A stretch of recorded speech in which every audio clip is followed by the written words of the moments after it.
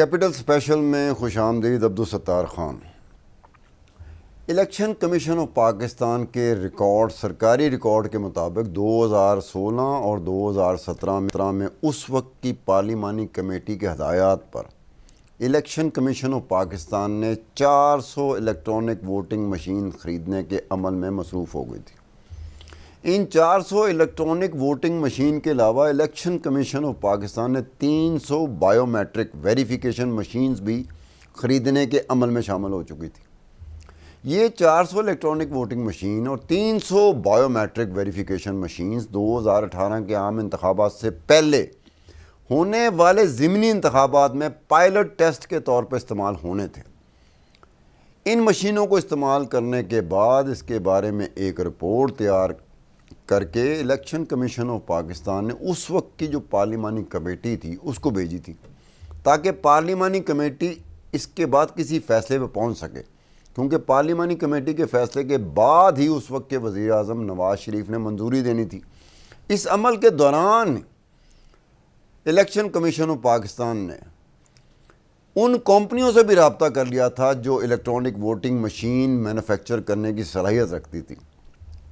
Election commission of Pakistan کے دستاویزات کے ذریعے یہ پتہ چلتا ہے کہ الیکشن کمیشن آف پاکستان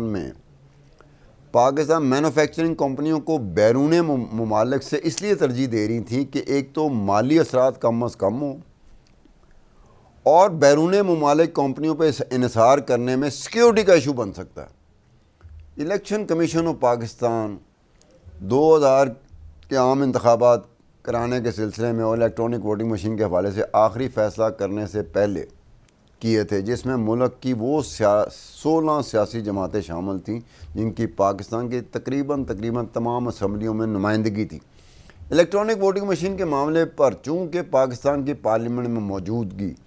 موجودگی رکھنے والی جماعتوں کے درمیان کنسنسس نہیں ہو سکا تھا، اس لیے عام انتخابات میں الیکٹرانک ووٹنگ مشین کے استعمال کا پلان کینسل کر دیا گیا تھا۔ اسی وجہ سے اس وقت کے وزیر اعظم نواز شریف نے بھی عام انتخابات میں الیکٹرانک ووٹنگ مشین کو استعمال کرنے کا پلان کینسل کر دیا تھا۔ اب یہ وہ بات ہے کہ اس کا تجربہ اس طرح ہوا کہ الیکشن آف پاکستان پارلیمانی کمیٹی